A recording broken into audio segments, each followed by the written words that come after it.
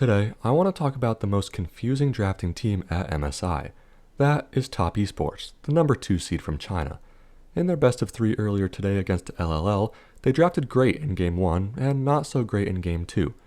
I'll analyze the drafts and briefly explain why I think that they're so inconsistent in their drafting. Let's take a look. Top first pick Senna, which is great. Probably the best first pick available currently. Obviously, she has infinite scaling and range, the two best things a champion can have. Now, we want Top to build around the same themes as Senna moving forward. LLL first rotate Nautilus and Taliyah. The not pick was likely just a takeaway from Top to pair with Senna, but I think LLL actually did them a favor with this one. The more I see it, the more I realize how garbage Nautilus is. His only selling point is a point-and-click ultimate. Other than that, he hooks in and immediately gets obliterated. He's really just a death bot in most games he's in. The Taliyah as well is just a very meh pick. With Azir and Corki available, there's no reason to pick this champion. Since Top already has Senna picked, the odds that Taliyah will get great value is not likely because Top won't be running into her. Top lock a great 2-3 rotation with Tahm Kench and Azir. The Tahm is expected with Nautilus off the table. Generally, I'm not sure how I feel about Kench as a champion, considering all he's really good for is his ultimates, but given that protection and safety is all Senna needs to win, I suppose it works out well. I personally like other tank pairings with Senna like Ornn and Cho'Gath, but you'd have to pick protection somewhere else in that case. All that to say, Kench is a fine pick, and serves the purpose well of protecting Senna. And of course the Azir pick is great, the most OP mid currently in the game. I've said it 1,000 times and I'll say it again, great long range and great scaling. Azir thematically loves it when enemy champions run into him. In combo with Senna Kench, LLL is already theme countered with the Nautilus pick, and I won't be surprised if they continue down that road. LLL finished first phase with Varus, which is good. Matches themes with Senna and Azir, so it will actually be able to function inside the game. Through the first phase, the draft isn't super in favor of either side, although I do still prefer Top, but it will all change in second phase. LLL R4 Renekton, which is insta-loss, especially in this circumstance. First, it's a blind pick, so all Top have to do is outscale and not get smashed in lane, and they'll be fine. And look at this pick thematically. Renekton, a short-range diving skirmisher, picked into Azir, Senna, and Kench. In what world is the Krot going to be able to do anything in this game? Super brainless pick, and it showed inside the game. Top round out with Viego and K'Sante. The Viego is great, scales great, and fits inside the comp as well. People often have this misconception that Viego has to dive in and get a reset, but that's not actually the best way to play. Here, Viego can sit back and let Azir and Senna poke away at a distance, and once the enemy is low enough, then you can go in and grab a reset. A reset doesn't matter if Viego is 2 HP alone in the middle of the enemy team, so Viego players should definitely try to be more patient with the reset game. Anyways, the K'Sante is fine. It will at the very least outscale Renekton and is a pretty even pick in the lane phase.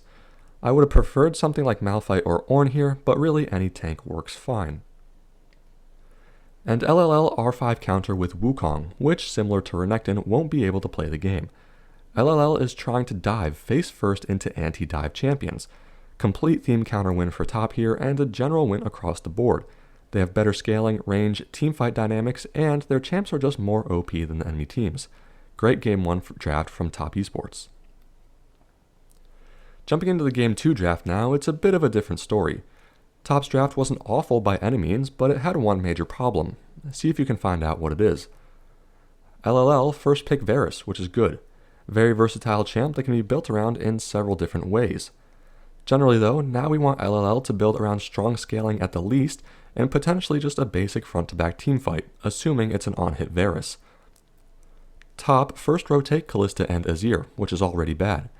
Kalista actually loses the lane to Varus in most cases, but more importantly, Top already have counterintuitive themes. Kalista is full early mid-game skirmishes, and Azir is full scaling late-game teamfights. Additionally, Kalista is short-range and wants to go forward, while Azir is short-range and wants to kite back, having enemies come into him. These two champions are total opposites in theme, and will have a hard time functioning together in the game. Not to mention, it now splits themes in draft, so it will be hard to have a consistent identity moving forward.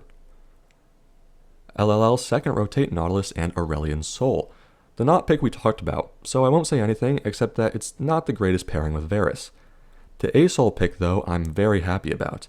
This champ is so turbo broken, I'm honestly surprised this is the first time we've seen him at MSI. Great pick from LLL. Top finished first phase with Renata, which pairs well with Callista and does well into the Nautilus at every stage of the game.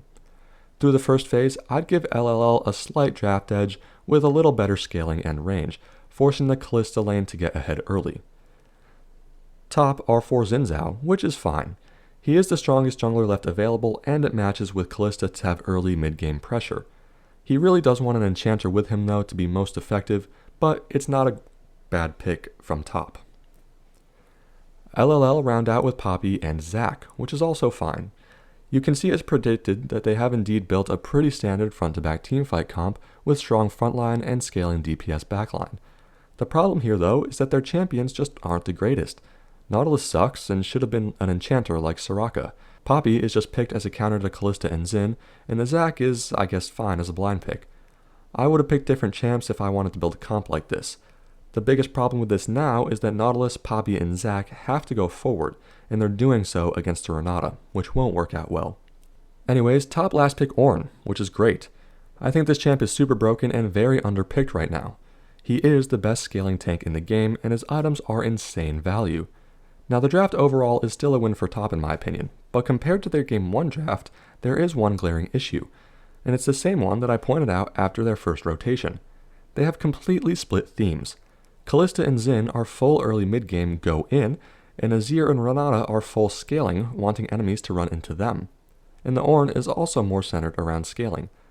Like I said earlier, it's not an awful draft in Game 2 by any means, but it's counterintuitive compared to the Game 1 draft, which was completely on theme.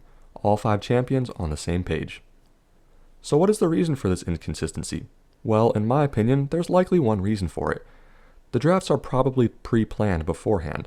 That's really the only thought I have outside of them being lucky or stupid with their drafting. They probably played this in scrims, had some good results, and then copy-pasted it to on stage. I don't like the entire concept of pre-planned drafting because it's an ever-changing dynamic aspect of League, but in this case, against a much weaker opponent, it works. If they try to do this against better teams though, I'm not sure they'll have the best success. Anyways, both these drafts were pretty good, especially the Game 1 draft. I'm excited to see what top does the rest of the tournament. Thanks for watching, see you next time.